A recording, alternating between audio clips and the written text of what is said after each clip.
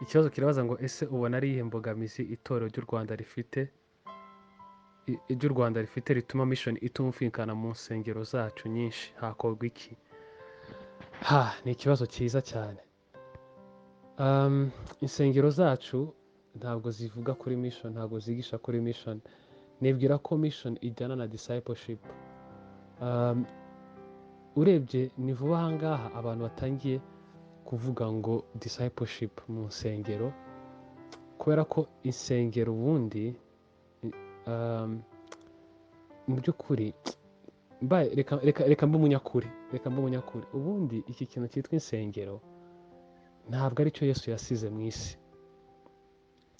Rero ikintu cyitwa institution, impamvu ngo mbe umunyakuri ni ukugira ngo mvugishe ukuri nyine uko mbitekereza, ni uko Yesu ntabwo yasize insengero, ntabwo yasize itorero, yasize abigishwa be, ariko ntabwo yasize iki kintu cyitwa institution.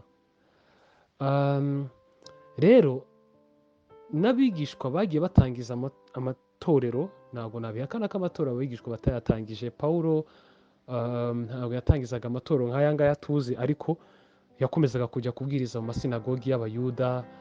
Intumwa zarateranaga zigasangira kandi buri gihe umwami Imana akabongerera abakizwa. Ariko insengero dufite uyu munsi zitandukanye n'ibyo ngibyo tubona mu itorero rya mbere. Uyu munsi ni institution, cyane cyane byahereye mu mateka y'itorero kuva igihe Eglise Romaine Catholique yabaye yemeye ko noneho ubukristo buba idini ry'abaroma. Icyo gihe aho kugira ngo bakomeze baperesekite itorero, ahubwo itorero noneho ryese riba nk'ikintu noneho cy'abantu bose, noneho kiba ikintu cya institution. Na nyuma yaho n'abatangije andi matorero nabo bakomeje gutangiza ikintu cya institution. Institution rero iragora. Institution mvuga ni ikintu kitamuvinga, ni ikintu kimeze nk'ikimonima.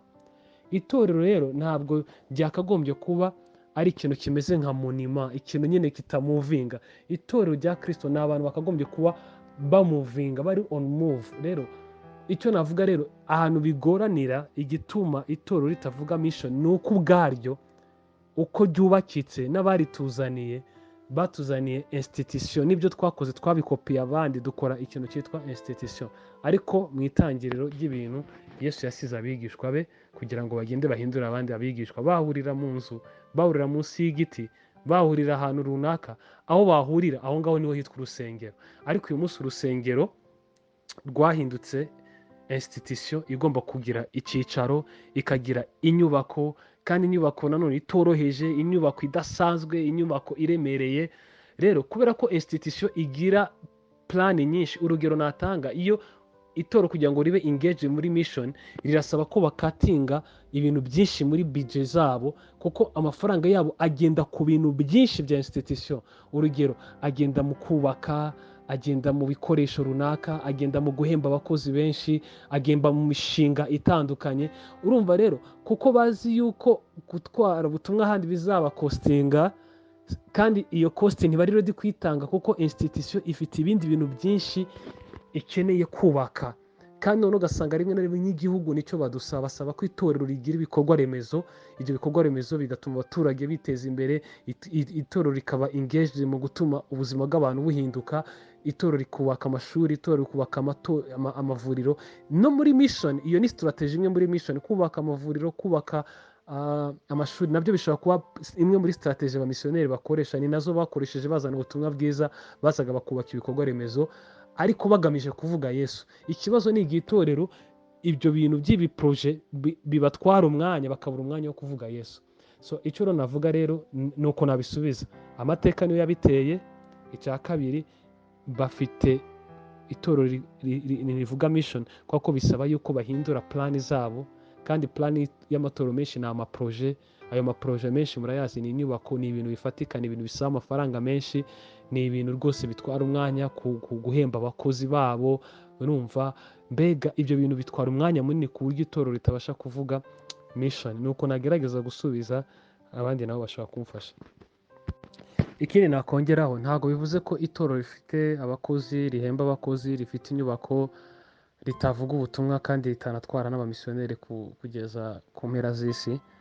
ariko bisaba nyine ko abantu bayoboye itorero bumva nyine ko umurimo wese yadusigiye urenze twebwe, urenze bene wacu, ahubwo ureba n'andi moko.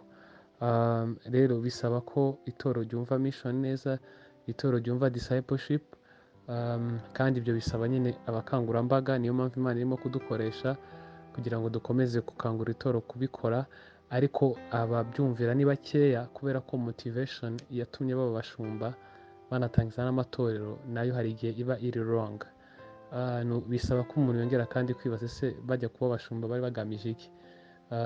Ikindi byo sinakubesha pe, ndongera nkigarukeho, ni uko amatorero menshi asafaringa ubukene, asafaringa need nyinshi. Usanga bakubwira ko natwe twabuze amafaranga yo guhemba abakozi, natwe twabuze amafaranga yo gukora ibi, kubera yuko ibyo binjiza ni bikeya ugereranyije n'ibyo bakeneye gukora, bigatuma rero kureba abandi batari bo mu bindi bihugu n'andi moko bitabareba, kubera ko nabo ubwabo baba bumva barimo gusafaringa.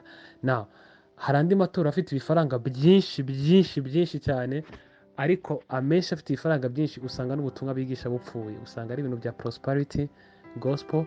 Ibyo bintu bya prosperity gospel, umuntu wigisha prosperity gospel ntabwo amubwira kujyana ubutumwa mu mahanga, ntabwo yabyumva, kuko we aba arimo, imana ye ninda, aba arimo kwireba. So rero bamwe mu bayobozi rero nanone bafite amafaranga, bafite amatora afite ubushobozi, usanga badashobora gutekereza abandi, kuko n'icyatumye baba bashumba kitari ukuri ko gukunda Yesu, ahubwo ari inda zabo zabibateye, cyangwa se bakaba baratangiye neza ariko bakaza kurangiza nabi kubera gushaka icyubahiro n'ubutunzi n'ibindi. So ibyo byose rero navuga ko hari igihe biba bishingiye no ku muyobozi, igihe umuyobozi atari umuyobozi nyine wagiye ku buyobozi agambiriye ko abantu bamenya Yesu, kuko nabyo birahari, ntabwo umuntu atinya kubivuga. So impamvu rero ni nyinshi. Icyakorwa ni iki ngiki, ni uko dukeneye kongera gusobanura neza itorero, abantu bakongera kumva neza ko itorero atari inyubako, atari ikindi kintu. Itorero ni abigishwa ba Yesu. Abigishwa ba Yesu Kristo rero nibo bazahindura abandi abigishwa. Rero abagenda babisobanukirwa bazagenda mu myaka iri imbere bazisanga. Icyambabaza ni igihe ngewe nawe turi kuvuga ibingibi tukazisanga ejo aritwe tuyoboye amatorero, ugasanga dukoze nk'ibyo abatubanjirije. Rero birasaba rero icyo bita paradigm shift, birasaba impinduka idasanzwe yo gukora ibintu bidasanzwe.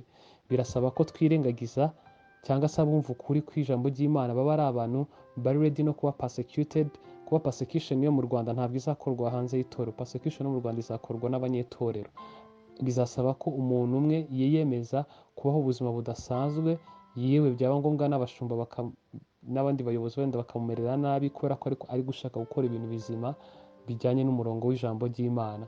Icyo ni kimwe. Birasaba abantu babandi bitwa ibiharamagara, babandi nyine biyemeje kubaho ubuzima budasanzwe mu itorero. Ikindi birasaba nyine gukora discipleship nk'iyo muri gukora, kugira ngo abantu bakomeze bamenye ukuri ku butumwa bwiza first, kuko ubutumwa bwiza niba budahari ntabwo buzigera bugenda ahandi hantu, kubera ko ntabwo umuntu yatwara ubutumwa ataramva Yesu neza.